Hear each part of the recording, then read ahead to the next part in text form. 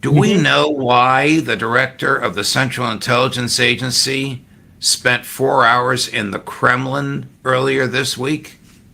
No, we don't. And my best Russian friends and sources, they tell me, look, we prefer to wait and see. There's nothing guaranteed so far, apart from what Peskov said, which was basically, oh no, there was nothing extraordinary. He said something very important, which had already been confirmed by a lot of very well-important people in Russia, that Ratcliffe did not meet with Putin face-to-face. Essentially was with Narishkin, and not even with the FSB, which is basically Russian internal intel. Some other people said that, yes, he also met with two people from the FSB. The most interesting comment so far, Judge, was from Narishkin himself. He basically said, no, this was a routine working meeting, nothing unusual. But he also said, we discussed intel matters, of course, about a very sensitive area, which, of course, we all assume is Ukraine. But that's about it. So this is Narishkin speaking for 40 seconds, not more than that. And Peskov was reticent. Please go ahead. Here's Peskov speaking for 13 seconds, Chris, number 12. Okay. All I can tell you is that there were contacts through the intelligence services. I can tell you that there were no meetings with the Russian president, and that is all I can say on this matter. Of course, President Putin is briefed on everything immediately. A ridiculous comment from the President of the United States. This is on radio. The questioner is my friend and former Fox colleague, Glenn Beck. Well, you tell me what you think of the president's answer. Chris, number 15. The CIA director, ours, is in Russia. Rumors are saying Putin is going to test NATO resolve, all the way to speculation that is crazy. He's going to strike England, all the way to this is maybe the U.S. telling them about the Iranian sanctions, saying we're serious about them. Can you tell me why our CIA director flew in the middle of the night to meet with the Russians? Well, none of the above. He's there on, very sort of semi-routine. I hate to disappoint people. We would like to see the war with Ukraine end. Hasn't been an American government official in Moscow in 5 years. The first one to show up is Trump's CIA director, and Trump calls it semi-routine? Semi-routine. Narishkin said routine, Judge. It's not very far away. So obviously they don't want to talk about what was really discussed. There's nothing routine about it. They just want to keep it under wraps. No, absolutely nothing. Well, one of my good sources, he gave me a menu that was discussed. There's no confirmation. This comes from only one source. The menu was Ukraine, NATO, Iran, Israel, and Korea, which I assume is the very close relationship between Russia and North Korea, and the fact that South Korea is getting much, much closer to China now. So this was probably the menu. All right, one more on Ukraine before we go to Iran, because this stuff is so tantalizing and fascinating. Here's Victor Bout.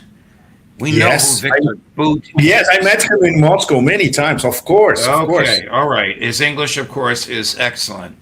A couple of years ago, he was 250 feet below the surface of the earth in solitary confinement in Florence, Colorado for arms dealing until Russia and the United States exchanged prisoners. You remember who he was exchanged for? Brittany Griner, the basketball player. The basketballer, absolutely. All right. Now, we know that he is a close personal friend of President Putin. So maybe what we're going to play now is what President Putin believes. You tell me. Chris, the essence of this is that Ukraine has already lost the war and Ukraine knows it.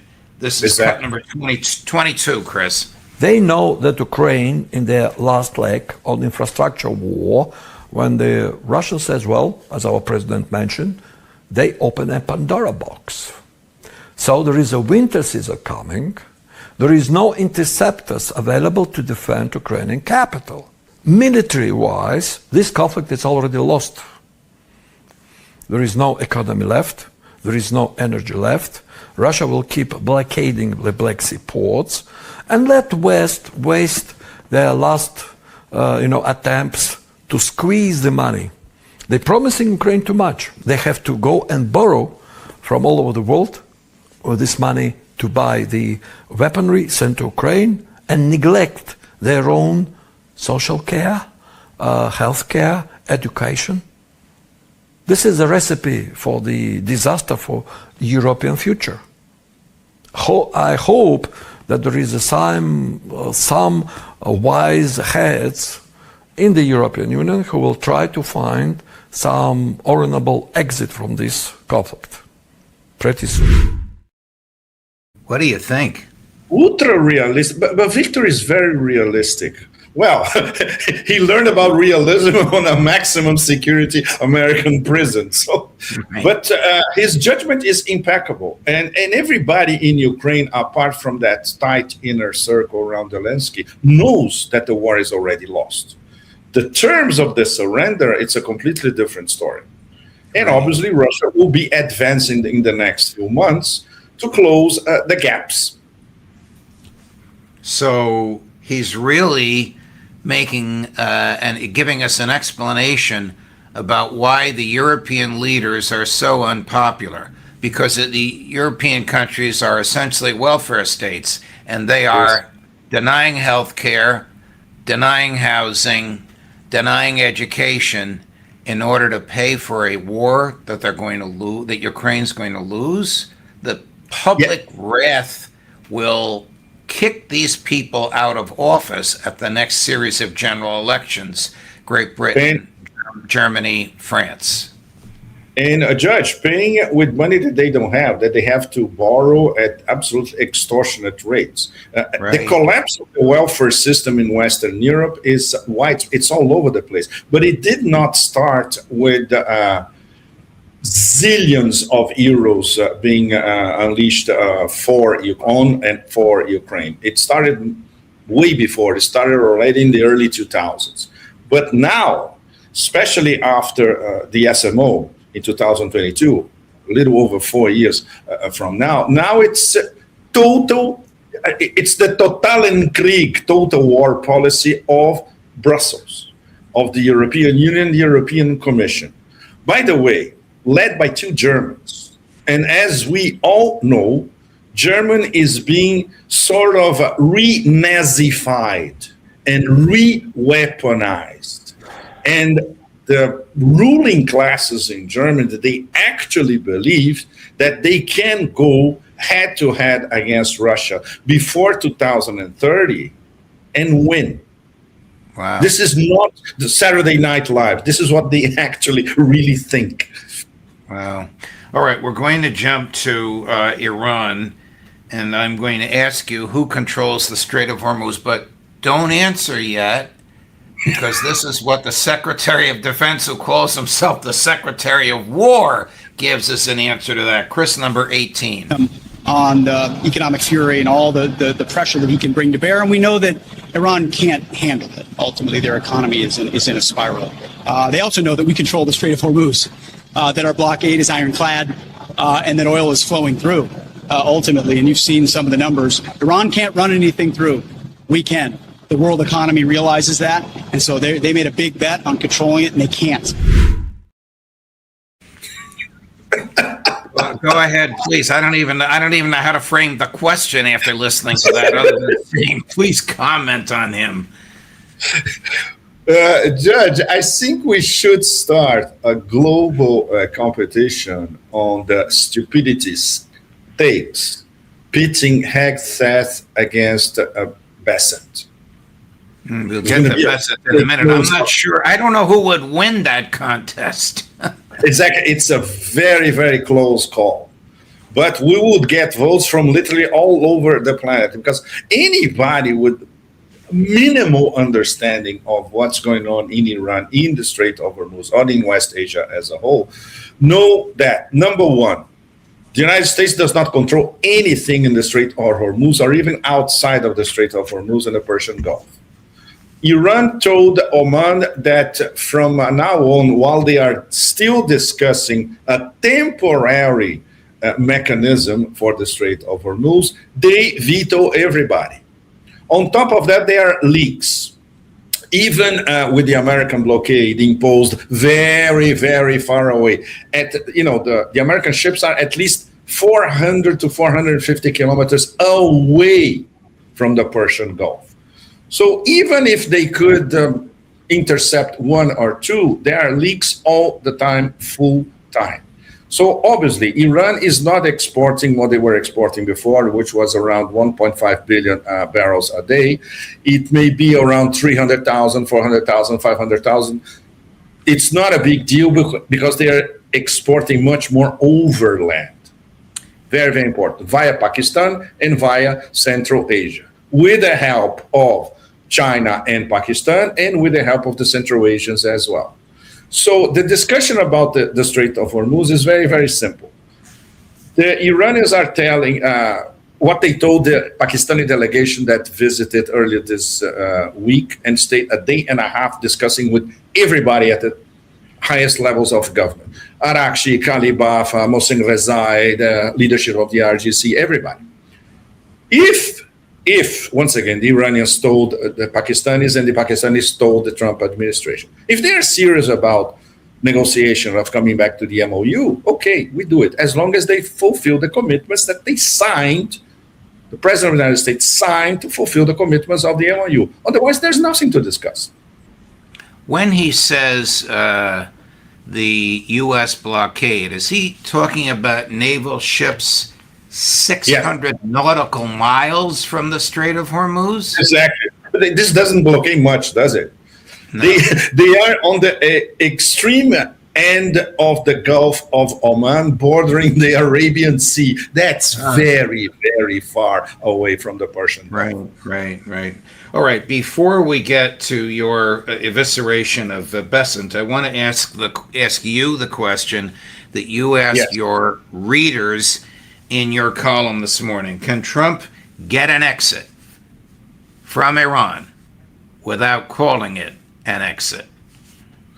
Which is exactly what, of course, we never know what goes on inside that larger-than-life brain, right, Judge? Right. But this is what he needs, and this is what he wants, and this is what he has been begging Field Marshal Asim Munir to get for him.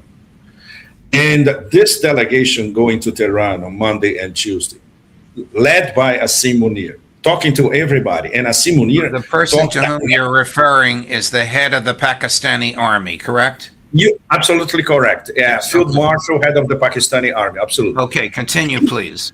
He talked directly with Mohsen Rezai, who is the man in power. Because Mohsen Rezai is the personal representative of leader Mojtaba Khamenei. And once again, I would say that the Taoist-style patience of the Iranians is something extremely commendable. They listened to all that, and basically they said what they have been saying since forever. Yes, but they broke the MOU. We had signed a roadmap towards serious negotiations that might lead towards a deal, and they blew it up. We would come back to the negotiating table as long as there are reciprocal moves. And that's where we are at the moment. Because once again, if Trump wants an exit or an off-ramp that he can sell to domestic public opinion as an off-ramp, he's going to have to make some concessions. If these concessions are simultaneous to Iran making some other concessions, let's say a slightly more, less hardcore transit system in the Strait of Hormuz, he can sell it to U.S. public opinion that my coercive policies work. So that's the heart of the matter, in fact. All right, this photo that is what Trump himself posted of himself last night. On the left, as you face it, President George W. Bush, mission not accomplished, 2001, 2021. We know that it was a disaster, talking about Iraq. On the right, he claims there's a picture of the old Ayatollah that he and Netanyahu murdered.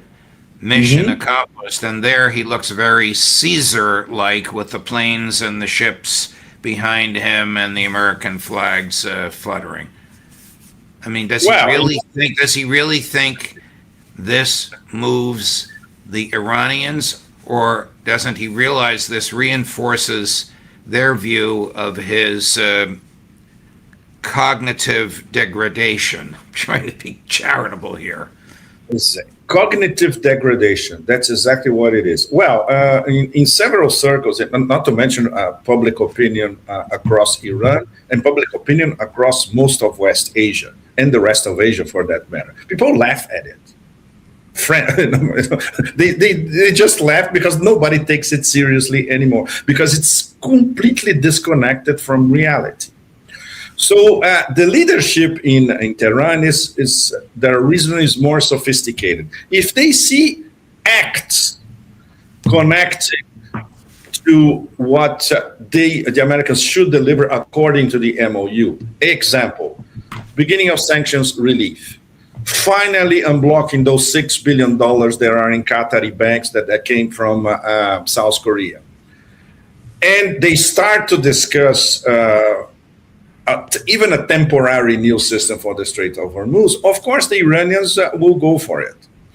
But there is a difference in tone and in drive between, for instance, the civilian leadership, Ghalibaf, Arakshi, Minister of Foreign Relations, etc., and Mohsen Rezai, and the top IRGC commanders, which are much more radical.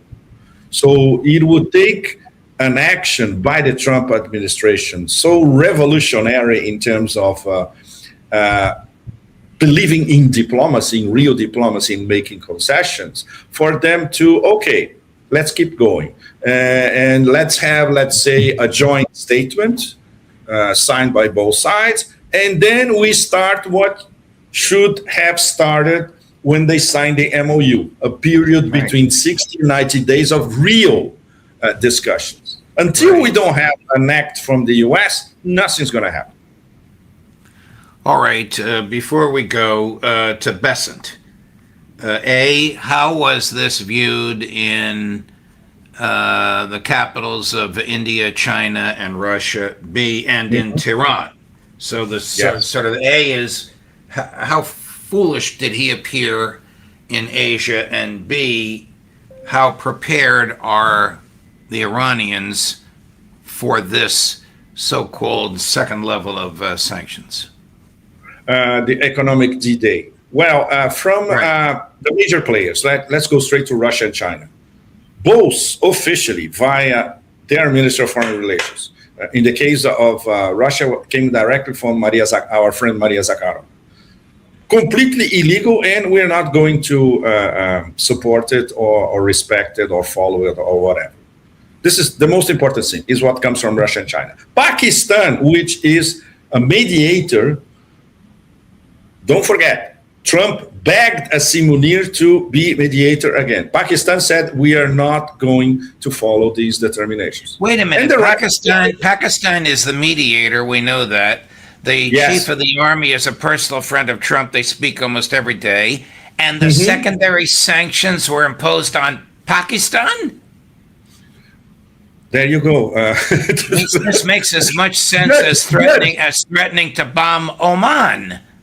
Exactly. They threaten and they impose sanctions on their vassals, interlocutors, satrapies, any way you want to name it. And the rest of Asia as a whole, and then the rest of Eurasia, they didn't even mention it because they will continue to do business with Iran. For instance, Iran, India, they are part of the International North-South Transportation Corridor, which is Russia, Iran, and India. They are not going to, and they need a lot of stuff being exported from Iran, and they can export to Central Asia via Iran, via the port of Chabahar. So nobody's going to follow this. In fact, South Africa and Brazil. Okay, to be fair, I haven't checked South Africa and Brazil's reaction so far. But very important, Judge, they will be discussing that in only a little over 2 weeks from now at the BRICS summit in September 12, 13 in Delhi. The BRICS summit, everybody's going to be there, including Iran. Iran is a full member of BRICS. So these bilaterals, which will be much more important than the actual summit itself in New Delhi, everybody's going to be discussing the war, Iran, sanctions, and the fact that the global South as a whole is doing everything they can to isolate American sanctions. So there is a joke running all across the global South, which is people actually dancing in the streets, reminding us of Martha and the Vandellas during the Motown days in the 60s. Yeah. That Bessent himself said, anybody who does commerce deals with Iran or helps Iran is going to be expelled from the US dollar system. And the whole planet said, yes, baby, let's dance. Because this is what everybody wants. Wow. Bessent has in 1 week succeeded in making a fool of himself, both with the U.S. bond markets, where the yields are now so high as to wonder why they're even trying to do this, and now with this so-called economic D-Day. I don't think anybody takes him seriously. The president has no interest in economics. The president appears not even to understand economics 101 in a time of inflation, and when he's about to lose in the midterms, he's imposing tariffs on China. So I don't think these people know what they're doing when it comes to the economy.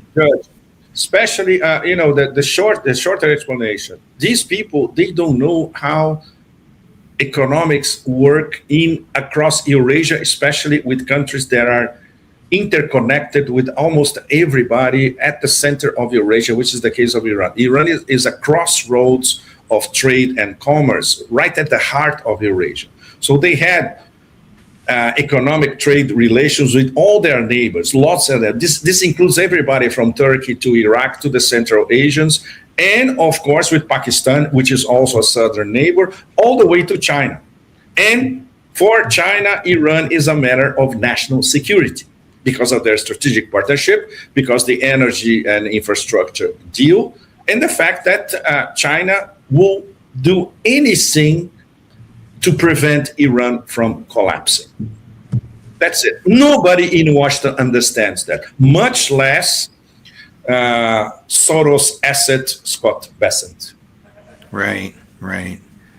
Do the Iranians, last question, do the Iranians expect more military attacks from the U.S. and the Israelis? No, they don't. And that's what, of course, as long as what they discussed with the Pakistanis on Monday and Tuesday bears some fruit.